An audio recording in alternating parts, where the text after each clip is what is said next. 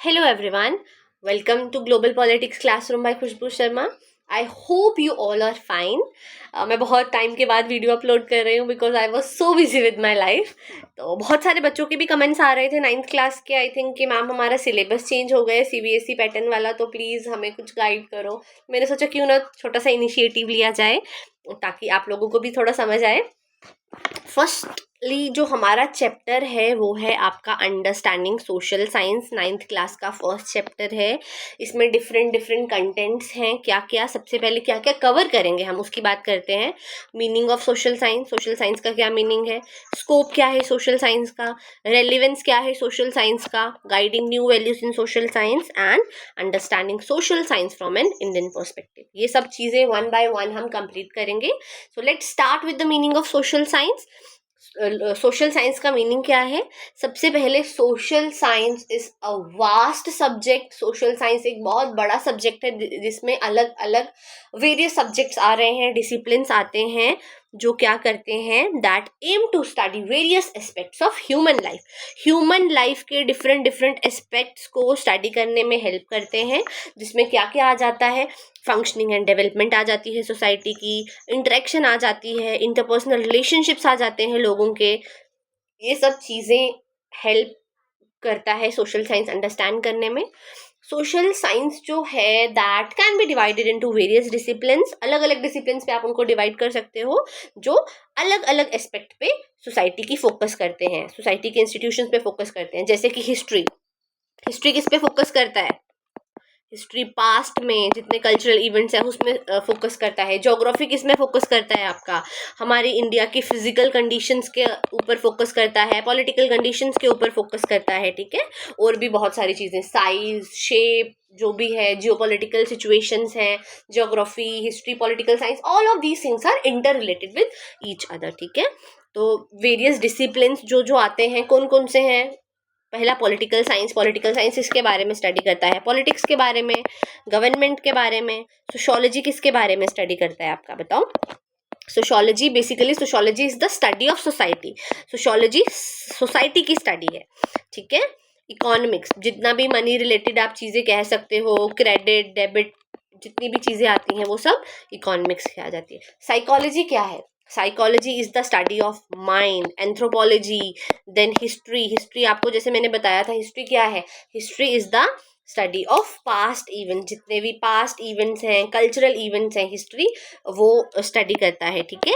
Past events आ गए जितने भी. और ज्योग्राफी क्या करता है, ज्योग्राफी के बारे में भी मैंने आपको बताया. इंडिया का साइज हो गया, इंडिया की लोकेशन हो गई, देन जितनी भी फिजिकल कंडीशंस हैं इंडिया की, वो सब ज्योग्राफी हेल्प करता है हमारी स्टडी करने में. ठीक है. नाउ डेफिनेशंस क्या हैं सोशल साइंस की.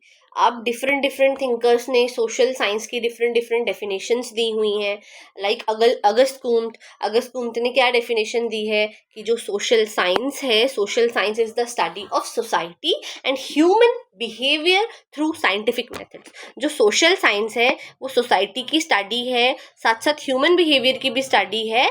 किस मेथड से, साइंटिफिक मेथड से. ये उन्होंने ओपिनियन नहीं दिया है, ये उन्होंने बताया है कि सोशल साइंस जो है वो सोसाइटी की स्टडी है, ह्यूमन बिहेवियर की स्टडी है थ्रू साइंटिफिक मेथड्स, जो उन्होंने एक्सप्लेन किया है. ठीक है.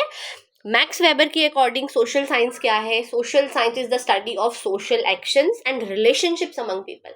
जो सोशल साइंस है बेसिकली वो किसकी स्टडी है, that is the study of social actions and relationships. Social जो भी सोसाइटी में भी अगर हम किसी के साथ इंटरेक्ट कर रहे हैं, हमारे क्या एक्शंस हैं, हम एक कम्युनिटी में रह रहे हैं, वो सब चीज़ें आती हैं. और रिलेशनशिप, लोगों के साथ हम कैसे बिहेव कर रहे हैं, हमारा क्या रिलेशनशिप है, we are residing in a community. And according to Emile Durkheim, जो सोशल साइंस है that study social facts. Social facts को स्टडी करती है, डिफरेंट इंस्टीट्यूशंस को स्टडी करती है, और कलेक्टिव लाइफ को कैसे स्टडी करती है. हम कैसे लोगों के साथ एक ग्रुप के बीच रह रहे हैं, डिसिप्लिन के साथ रह रहे हैं, रूल्स फॉलो कर रहे हैं, वो सब चीज़ें यहाँ पर आती हैं. Then let's move towards the scope of social science. अब आप कोई चीज़ पढ़ रहे हो तो आपको पता होना चाहिए ना उस चीज़ का स्कोप क्या है, वो चीज़ हमारे लिए बेनिफिशियल कैसे होगी. सबसे पहले जो स्कोप है सोशल साइंस का, इसको डिस्कस करने के लिए भी एक वाइड रेंज ऑफ क्वेश्चंस पूछा गया है और डिफरेंट डिफरेंट एरियाज हैं जहाँ पर स्टडी की गई है कि हम ह्यूमन लाइफ को कैसे अंडरस्टैंड कर सकते हैं एक सोसाइटी में. If people are residing in a society in a very peaceful way, then पता होना चाहिए ना कि कैसे लोग इतने डिसिप्लिन के साथ रह रहे हैं. अब जो ह्यूमन बींग्स हैं they live in communities. Human being communities में रहते हैं, राइट. हम भी रह रहे हैं ना, हम भी एक कम्युनिटी के बीच रह रहे हैं, हम भी सोसाइटी के बीच रह रहे हैं, है ना. हम कैसे नेचर के ऊपर डिपेंड कर रहे हैं, देन हम अपना लाइवलीहुड कैसे अर्न कर रहे हैं, डिफरेंट रूल फॉलो कर रहे हैं, डिसीजन मेकिंग में पार्टिसिपेट कर रहे हैं. तो ये सब चीज़ें सोशल साइंस हेल्प करता है हमें स्टडी करने में, ठीक है. अब कलेक्टिव डिसीजन मेकिंग में हम कैसे पार्टिसिपेट करेंगे. For example, if we are going to give vote in an election, हम किसी भी इलेक्शन में अगर वोट देने जा रहे हैं तो हम लोगों का अधिकार है ना वोट देने का. अगर प्राइम मिनिस्टर का इलेक्शन हो रहा है तो हम कलेक्टिवली चूज कर रहे हैं ना, मेजोरिटी के साथ पीएम चूज हो रहा है, राइट. तो इसका ये मतलब है कि कैसे कलेक्टिवली हम कोई डिसीजन लेते हैं, ठीक है. कलेक्टिवली मतलब पूरी कम्युनिटी के साथ मिलके, सोसाइटी के साथ मिलके, स्टेट के साथ मिलके, इवन कंट्री के साथ मिलके हम कैसे डिसीजंस लेते हैं, ठीक है. और ये जितने भी एस्पेक्ट्स हैं ना लाइफ के, these aspects are closely connected. ये आपस में क्लोजली कनेक्टेड है. एंड एक चीज़ याद रखना, that no single subject can explain society fully. अगर आप हिस्ट्री बोलो, हिस्ट्री भी पूरी तरीके से आपको सोसाइटी एक्सप्लेन नहीं कर सकता. ज्योग्राफी अकेले एक्सप्लेन नहीं कर सकता. पॉलिटिकल साइंस अकेले एक्सप्लेन नहीं कर सकता. इसलिए सोशल साइंस ने इन सब सब्जेक्ट्स को एक साथ लाया है so that we can study the whole society. हम एक पूरी सोसाइटी को स्टडी कर सके डिफरेंट एस्पेक्ट से, ठीक है, डिफरेंट पॉइंट ऑफ व्यू से, ठीक है. और लोगों को ये अंडरस्टैंड करवाया जा सके कि वर्ल्ड किस तरीके से चल रहा है, किस तरीके से रिस्पॉन्सिबली बिहेव कर रहा है, ठीक है. और सोशल साइंस जो है बेसिकली 4 कोर डिसिप्लिन्स है जो कि 9th क्लास के अंदर आते हैं. दैट इज ज्योग्राफी है, हिस्ट्री है, पॉलिटिकल साइंस. पॉलिटिकल साइंस से कंफ्यूज मत होना, political science and civics both of these are same subjects, ठीक है. इकोनॉमिक्स एंड एक आधा चैप्टर आपका डिजास्टर मैनेजमेंट का भी आ जाता है बीच में, है ना. डिजास्टर मैनेजमेंट क्या हो गया, जितने भी आपके नेचुरल डिजास्टर्स होते हैं उन सबको कैसे हैंडल करना है, ठीक है. डिजास्टर मैनेजमेंट का आ जाता है चैप्टर. देन ये जो डिसिप्लिन्स हैं, जैसे मैंने आपको बताया, हिस्ट्री है, ज्योग्राफी है, पॉलिटिकल साइंस है, इकोनॉमिक्स है, इन सब के अपने अपने डिस्टिंक्ट मेथड्स होते हैं, डिस्टिंक्ट क्वेश्चंस होते हैं, अलग अलग होते हैं, but yet they overlap in real life. फिर भी ये रियल लाइफ में एकदम सिमिलर दिखाई देते हैं, ठीक है.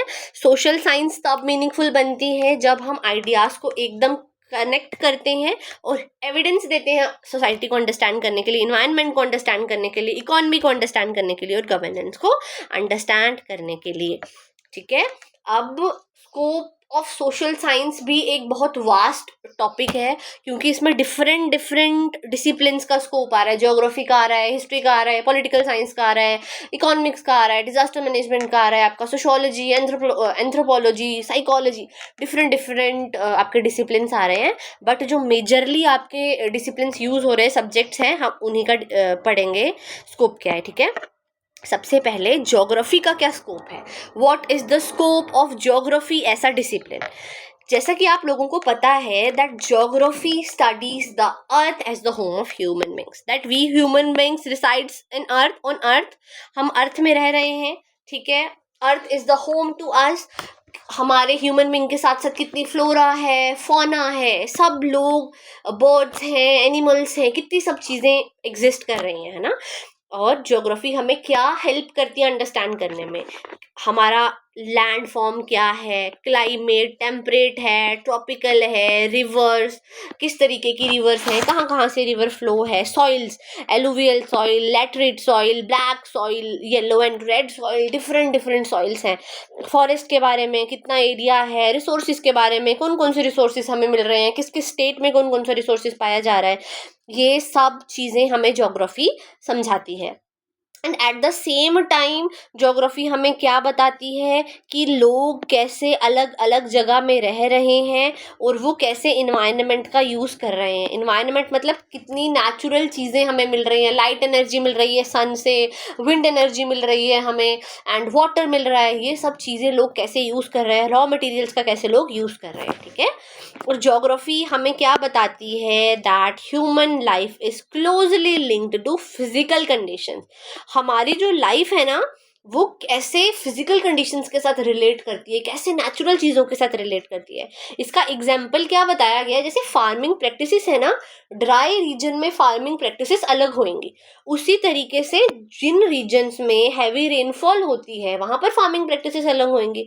अलग अलग जगह होती है अलग अलग फार्मिंग प्रैक्टिसेस। जैसे टेरेस कल्टीवेशन है, कहाँ होती है टेरेस कल्टीवेशन, फाउंटेन रीजन में रहती है ना टेरेस कल्टीवेशन। और अगर आपको बोले कि जहाँ जिस एरिया में आइलैंड में जाके आप टेरेस कल्टीवेशन करो तो आप कर सकते हो, आप नहीं कर सकते।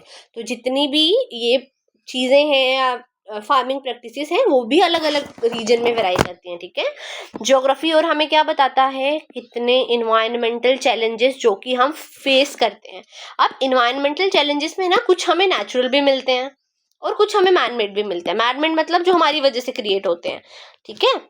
फ्लड्स हो गए, ड्रॉट्स हो गई, डिफॉरेस्टेशन हो गया, पोल्यूशन हो गया, क्लाइमेट रिलेटेड रिस्क हो गया, ये सब ज्योग्राफी के अंडर हम समझते हैं। And it encourages the concept of sustainability. Sustainability मतलब सस्टेनेबल डेवलपमेंट का जो कंसेप्ट है ना, वो हमें यहाँ से ज्योग्राफी से समझने को मिलता है। नाउ आप लोगों में से कोई मुझे बता सकता है कि सस्टेनेबल डेवलपमेंट क्या होती है? हुँ? अब मैं बताती हूँ सस्टेनेबल डेवलपमेंट क्या होती है। रिसोर्सेस को इस तरीके से यूज करना, use of resources in such a way that, just a minute, that it should be saved for future generation without compromising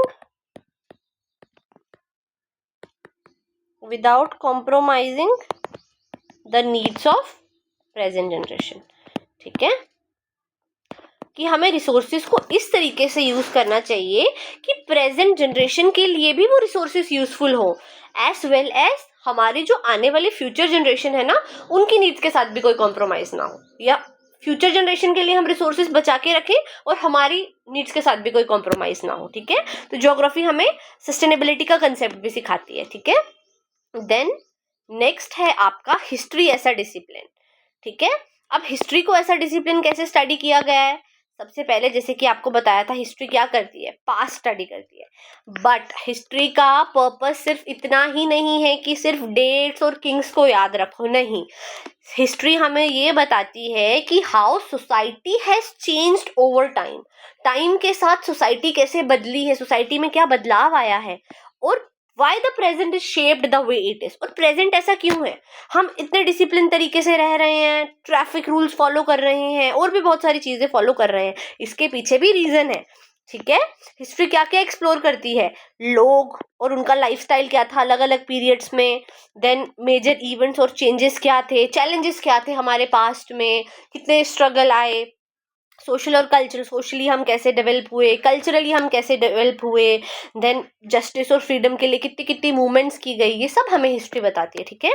and history हमें ये भी बताती है कि डाइवर्सिटी को कैसे रिस्पेक्ट करना चाहिए। डाइवर्सिटी क्या हो गई, जब एक कंट्री में या एक स्टेट में डिफरेंट डिफरेंट लैंग्वेज के लोग रह रहे हैं, रिलीजन के लोग रह रहे हैं, डिफरेंट डिफरेंट आर्ट फॉर्म्स है, अलग अलग रहने का तरीका है, ये सब डाइवर्सिटी में आता है। हिस्ट्री हमें ये सब बताती है। और हिस्ट्री इसलिए भी इम्पॉर्टेंट है क्योंकि ये हमें ये बताती है कि जो आज की सोसाइटी है ना, ये सडनली अपीयर नहीं हुई, इसके पीछे सालों की मेहनत लगी है। More than like 76-77 years of independence, but फिर भी अभी हम डेवलप हो रहे हैं, we are in a developing country, but इस पे भी कितने ईयर्स लगे हैं इंडिया को ऐसा बनने में, ठीक है।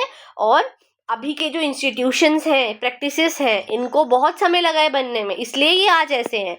अगर हमारे यहाँ के लॉज स्ट्रिक्ट हैं, हर जगह आपको वेरिफिकेशन देनी पड़ रही है, वेरिफिकेशन करवानी पड़ रही है, अपनी आइडेंटिटी शो करनी पड़ रही है, तो इसके पीछे भी बहुत सारे रीजंस हैं, ठीक है। और ये सब हमें हिस्ट्री बताती है। Now let's move towards political science ऐसा डिसिप्लिन। पॉलिटिकल साइंस ऐसा डिसिप्लिन कैसे अब वर्क करता है as a scope of social science. सबसे पहले पॉलिटिकल साइंस से आप बोल सकते हो पॉलिटिक्स से रिलेटेड है, गवर्नमेंट से रिलेटेड, ये जो जितने भी चीज़ें हैं ये सब पॉलिटिकल साइंस के अंदर आती हैं, ठीक है। पॉलिटिकल साइंस हमें ये बताता है कि जो सोसाइटी है वो कैसे गवर्न हो रही है, कैसे रूल किया जाता है सोसाइटी पे, किस पे फोकस करती है, गवर्नमेंट इंस्टीट्यूशंस पे फोकस करती है political science, law and order पे फोकस करती है, आपकी फंडामेंटल राइट्स पे फोकस करती है, फंडामेंटल ड्यूटीज पे फोकस करती है, और उस वे पे जिस वे से लोग पार्टिसिपेट कर रहे हैं पब्लिक लाइफ में जैसे अपने कलेक्टिव डिसीजन ले रहे हैं आपस में लोग मिलके, ठीक है। पॉलिटिकल साइंस हमें क्या बताती है कि सोसाइटी को रूल्स की क्या ज़रूरत है, क्यों चाहिए सोसाइटी को रूल्स, लॉस कैसे बनाए गए, इम्प्लीमेंट कैसे होते हैं, गवर्नमेंट कैसे वर्क करती है लोकल लेवल पे, स्टेट लेवल पे और नेशनल लेवल पे, डेमोक्रेसी कैसे फंक्शन करती है पार्टिसिपेशन और रिप्रेजेंटेशन के थ्रू। जैसे पहला पॉइंट है वाई सोसाइटी नीड रूल। आपको लगता है कि रूल्स के बिना हम लोग रह लेंगे? अगर एक दिन ट्रैफिक पुलिस वालों को हटा लो ना तो कितना ट्रैफिक हो जाएगा, कितने लोग अपने काम के लिए लेट हो जाएंगे। Rules and regulations are very important for a country. Political science हमें ये सब बताती है।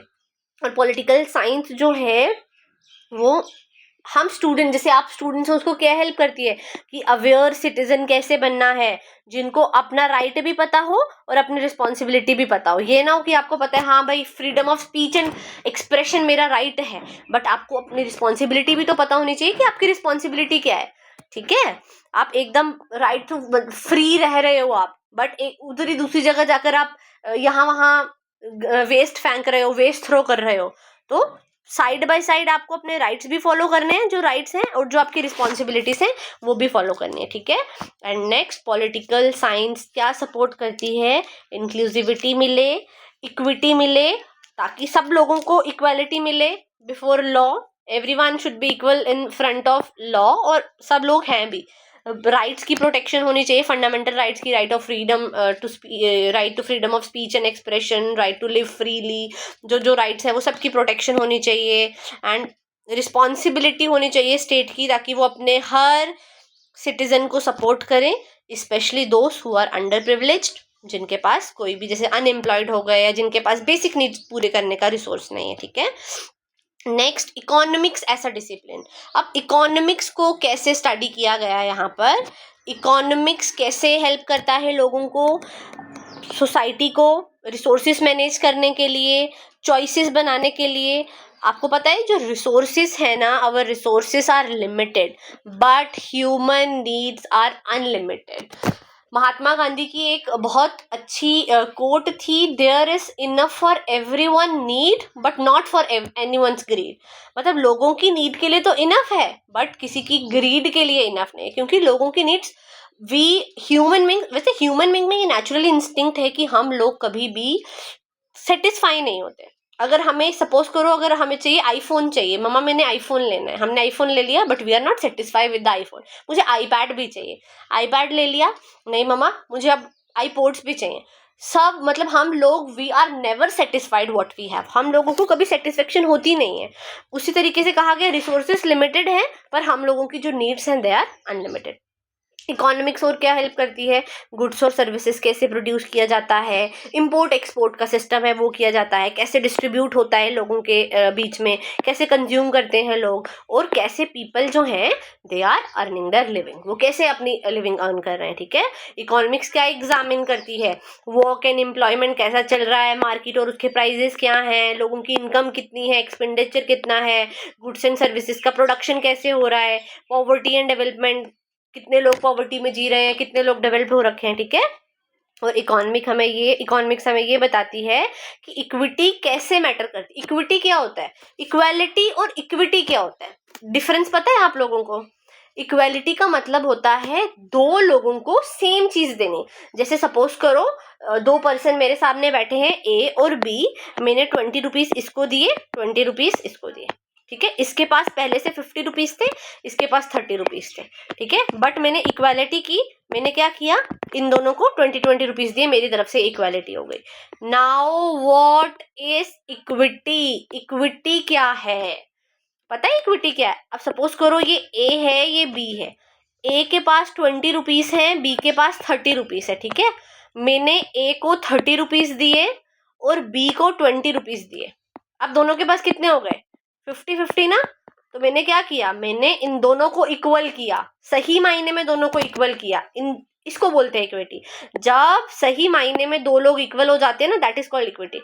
बट इससे क्या हुआ, इसके पास ए वाले के पास 70 रुपीज हो गया, बी वाले के पास 50 रुपीज हो गया। क्या ये दोनों इक्विटी, इन दोनों में इक्विटी आई? नहीं, इक्वालिटी आई, क्योंकि मैंने इन दोनों को इक्वल पैसे दिए। एक के पास कम थे, एक के पास ज्यादा, बट इन दोनों के पास सही मायने में इक्विटी आई, बिकॉज दोनों को मैंने इक्वल किया, ठीक है।